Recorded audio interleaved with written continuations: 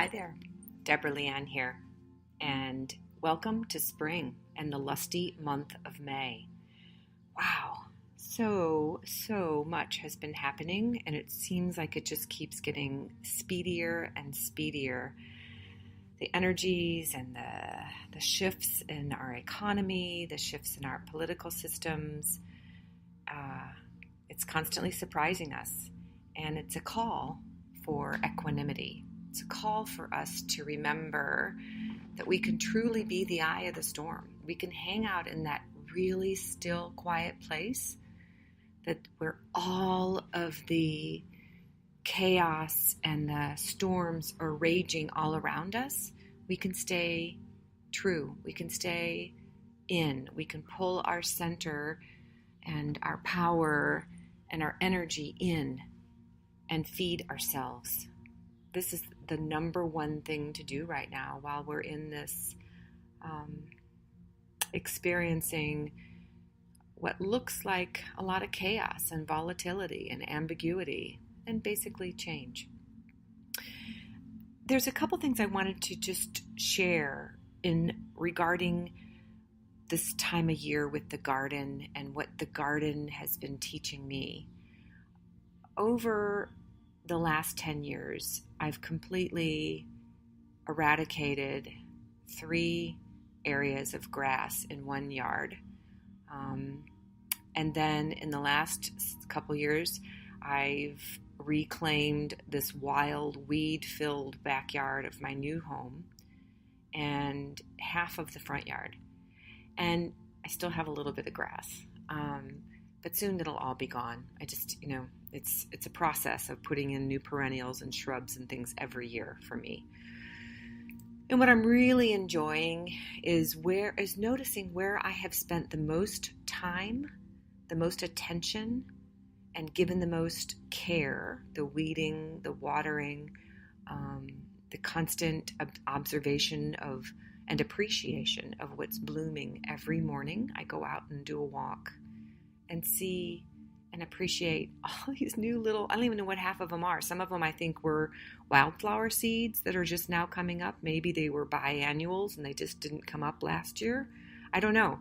But I'm loving that there's all these new little blooms, or these perennials have finally gotten big enough to bloom, and these shrubs are now doing their thing, and the colors are exquisite, whites and pinks and purples, and the yellows haven't shown up yet, but I know they're coming with some of the coreopsis and daylilies.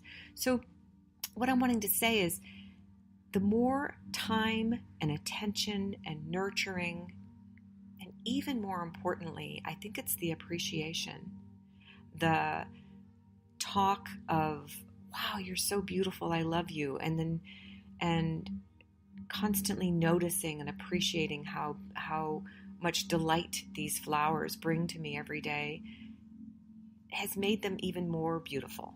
I don't know how to describe it. It's like what you focus on expands, right?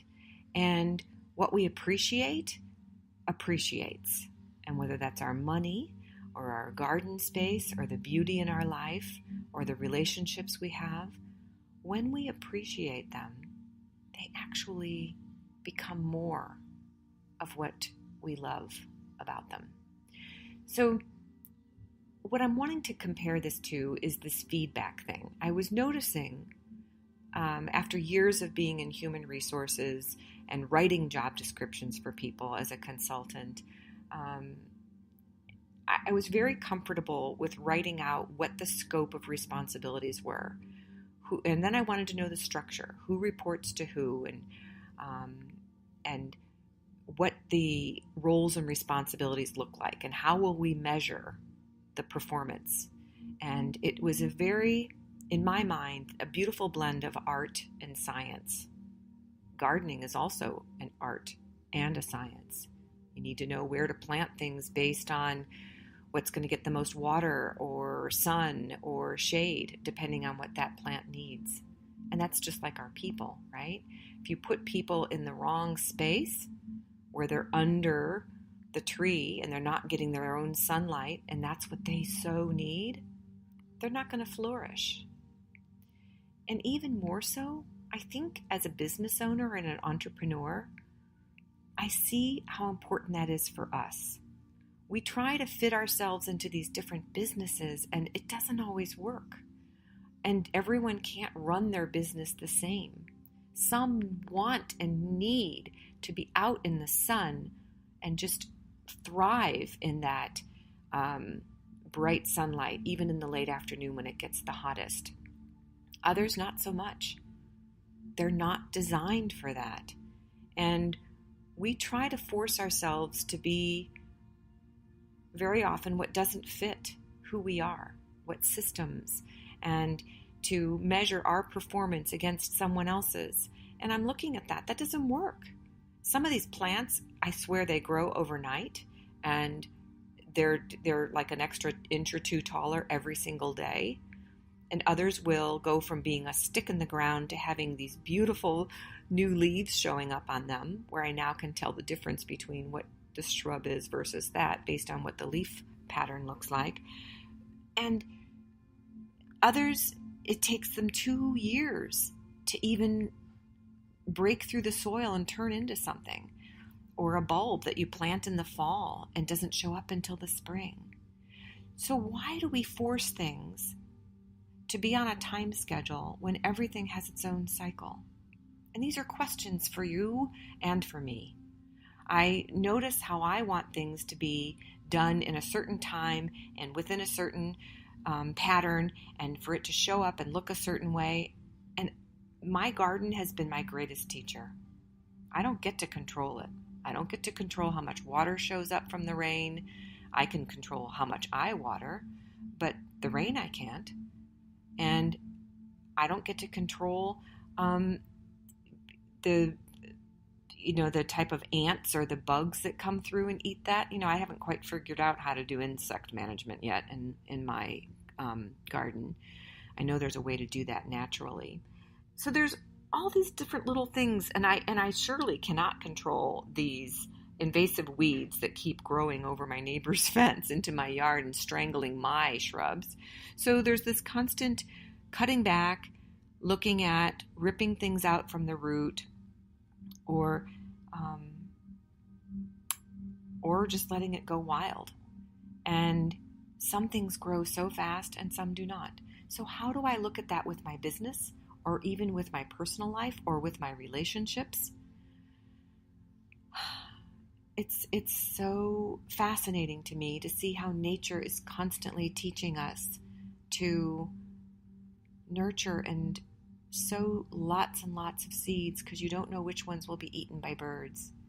And to appreciate when I'm moving something from one place to another in the garden because of a shift in the shadow or shade or sun patterns, I get to notice that there's certain things that are that may come along with that.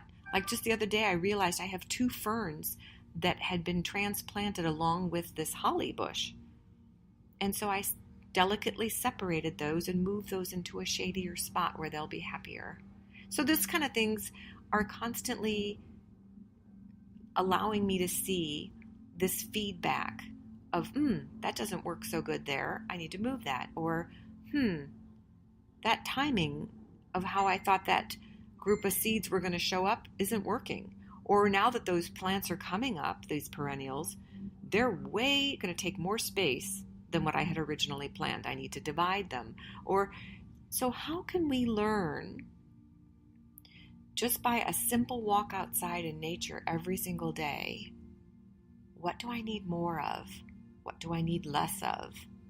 Does something need more sun, more fire, more passion in my life? Does something need more water or less water? What is the flow of water? Is it open and nurturing and in flow? Or is there a stagnation and it's sitting, not moving? Or it's completely dried up and in dire need of water?